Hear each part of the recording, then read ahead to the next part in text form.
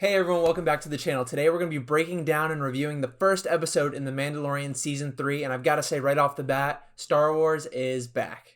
Now don't get me wrong, I loved Andor and I actually love The Bad Batch, but this is just something we've been missing, and it feels so good to finally get back to our loved heroes, Grogu and The Mandalorian, Din Djarin. As always, make sure you leave a like and subscribe. We're almost at 60 subscribers. Who's going to be that lucky 60th? Maybe it's you. And comment down below what you thought of this episode. I'm really curious and I love reading what you guys have to say. That being said, let's get right into it. So this episode starts with a scene that I actually thought was a flashback. We see the armorer making a new set of armor for a foundling. We see this sort of armor ceremony happening, and it's interrupted by this giant crocodile alligator looking sea monster, and it looked so cool. I thought the foundling that was getting the armor was Din, and I thought this was a complete flashback of the history, and it's all ruined by this massive creature. And I have to say, the CGI looked so good. You'll hear me say this multiple times throughout this review.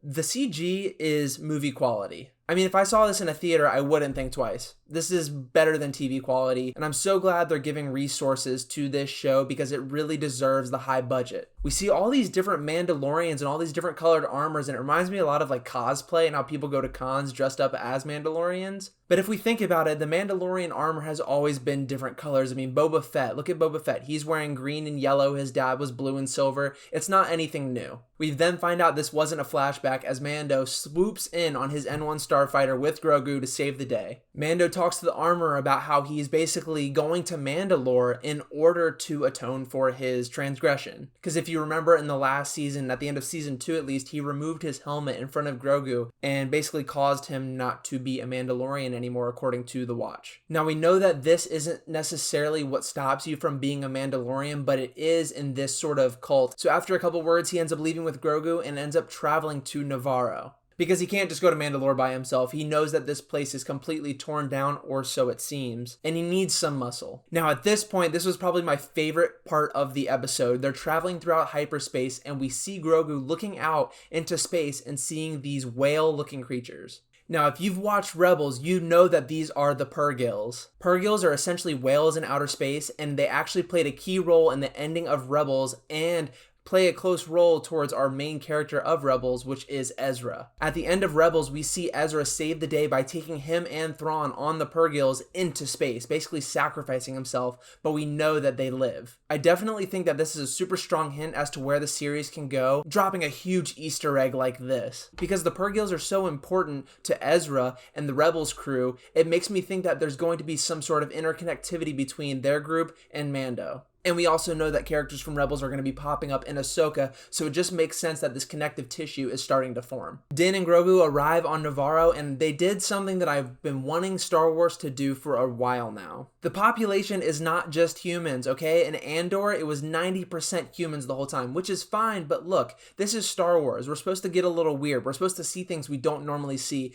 and luckily Navarro was scattered full of different species. This is what Star Wars is all about, and I really think it's important to keep those veins in the stories that you're telling, to respect the source material, to not do the same thing over and over again and not to bore the audience. I think a big criticism of Andor was the fact that it was so Earth-like, and the director himself said he didn't really even want to think of this as a Star Wars story. Now, I did love Andor, but I was definitely missing some of the basic Star Wars elements, and this first episode of The Mandalorian hit all of them. We then meet up with Greef Karga for the first time in forever, and let me tell you, things have changed. He is now the magistrate, or chief magistrate, on Navarro, and he's basically running the town. This place used to be a hub of scum and villainy, and Mando actually was there getting bounties from him, and now it's a peaceful land with children, families, lots of life here. There was a really funny moment where they go into Greef Karga's office, and Grogu is like spinning on his chair using the Force. I don't know, it was just a little comedic moment that I thought was hilarious. Every time he pops up on the screen is just awesome. He's adorable, what can I say? We get some exposition and sort of an explanation as to why certain characters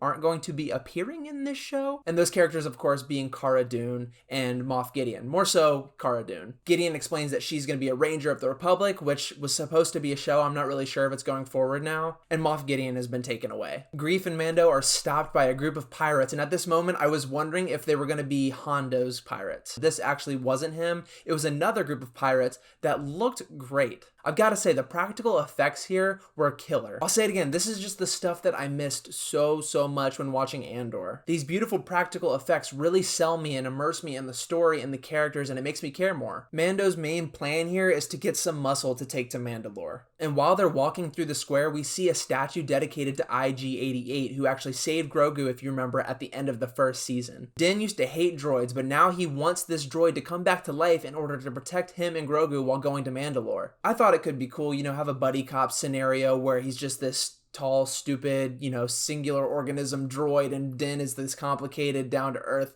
man, and, having Grogu in the middle. I thought it could be a pretty cool dynamic. They actually have to repair the IG unit, so they take them to the Anzellans. The Anzellans are the species that we've seen in The Rise of Skywalker, most notably as Babu Frick. Now, I'm pretty sure this is Babu Frick in the episode, and these moments were just hilarious. He was probably one of my favorite things about episode 9, and to bring him back and kind of give him more of a character was actually really smart. He's got an amazing moment with Grogu where he's like holding him and he's telling him to go away and he's saying, "Bad baby, bad baby." It was funny. I also just loved how it showed the scale of their world versus our world. Din is sitting in their sort of workshop kitchen area, and his head is like touching the ceiling while they're just, standing at the table. The scale was presented really well. So they leave to get the part, and we have our first space battle in the first episode. This episode touched all of the grounds. This space battle was great. It actually really reminded me of Empire Strikes Back, and more notably, episode 2, Attack of the Clones. The fight where Obi-Wan is against Jango Fett. They're dodging asteroids. It was beautiful. But the leader of the pirates, Gorian Shard's ship, is actually right there, and Mando runs into him. And I don't think we've ever seen this design of alien in Star Wars, but let me tell you, they should do this more because he looked fantastic. He was like a mix of Swamp Thing and Man Thing. Great work, great work. Din then goes to a new planet, and there's not really a reason why,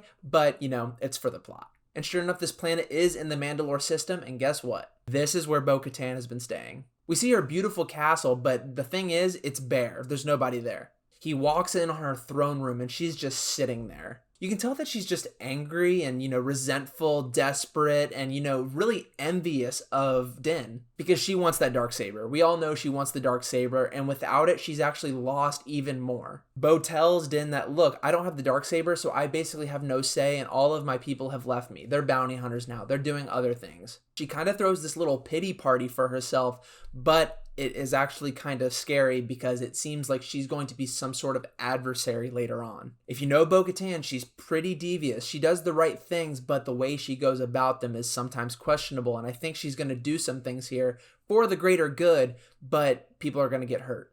This is actually the end of the episode, but one more key point that I wanted to bring up is the fact that Din tells Bo that he's going to Mandalore, and she tells him that there's nothing left. Now, we've had this idea beat in our heads over and over and over again that there's nothing left on Mandalore. And who knows, this might not actually even be true. I've got a feeling the next episode we are going to go visit the planet, and we're going to find out there's more than meets the eye. Who knows what we're going to find there, but I'm just saying, I don't really believe everybody's saying that Mandalore is just this barren wasteland now. That just can't be possible. I'm maybe sensing some sort of Empire propaganda, maybe they told everybody that this place was inhabitable, when in reality, they are doing stuff here. Maybe some cloning stuff, who knows? And that's where the episode ends. It was really short. It was only 35 minutes, which kind of stinks because, this is the premiere of season 3, but I actually really enjoyed it. It got me back into Star Wars in a way that Andor didn't, and actually the Bad Batch hasn't yet either. Now, the episode of the Bad Batch that came out today with The Mandalorian episode 1 was incredible. And I'm just so happy that we're getting both of these shows at the same time. I haven't made any videos on the Bad Batch. I'm probably going to put a video together when the season ends because some crazy things are happening. So I think next episode we're going to go to Mandalore, and I think we're going to see Grogu sort of use his force powers more. He actually uses them plenty throughout this episode, but I feel like we're really going to see him start honing in on his skills in the future. I also don't see Bo-Katan sitting on the sidelines for very long. I think she's going to be a very integral part of this season, as we've seen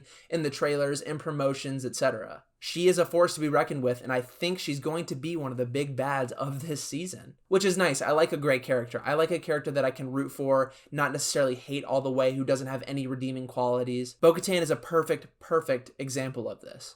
Anyways, let me know what you guys thought of this episode down below. I'm really curious to hear your thoughts, and where do you think this is going to go? Are we going to see some cloning facility stuff on Mandalore? Are we going to get some surprises that we don't even really consider at this point? I know we're supposed to see Grogu escaping the Jedi Temple in some sort of flashback. Who knows who saved him? Maybe Mace Windu? Thank you guys so much for watching, and I will see you all very soon.